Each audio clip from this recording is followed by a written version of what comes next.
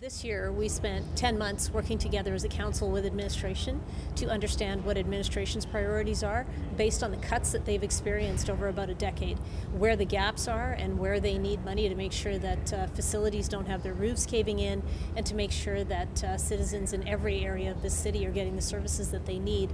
So having spent 10 months together, we came up with this list of investments. And this is different than how we've done budgeting in previous years.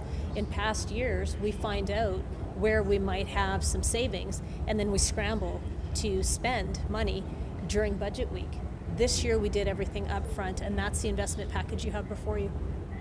The city could be a budget probably more fiscally responsible. I would say that we heard a little bit from an individual talking about the audit reports. He looked like he went them quite thoroughly, and I think that's important. And I don't know if the city has a spending problem. You can say, look, administration. Administration proposes the amendments. Council, who really makes the decisions on what we spend our money on.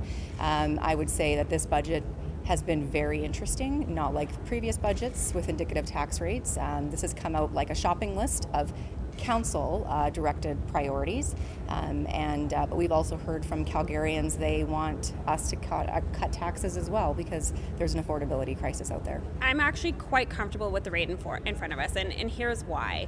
The investments that we are contemplating do a number of things. One, they address a lot of the concerns that have been put forward in citizen satisfaction surveys, and a number of concerns that we've heard from citizens, that is, namely transit safety and housing. And those are two of the biggest key investments that we're making. Further, this budget actually does reinvest back into Calgarians to make life affordable. So there's affordability measures in here, such as keeping transit free for kids under 12, staying on the transit fare increase. There's a $10 million line item budget to support those who are the most vulnerable and most in need, to support them with those month-over-month expenses that they're struggling with.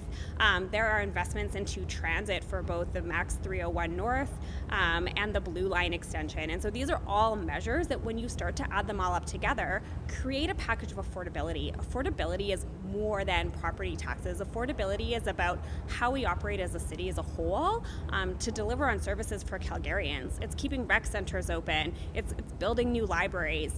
So I think when we start to flip the script on what does affordability mean and what do services and investments mean, this is a budget that shows the true cost of what Calgarians are asking us for, and we're asking everyone to share in that to make life really livable and affordable for everybody.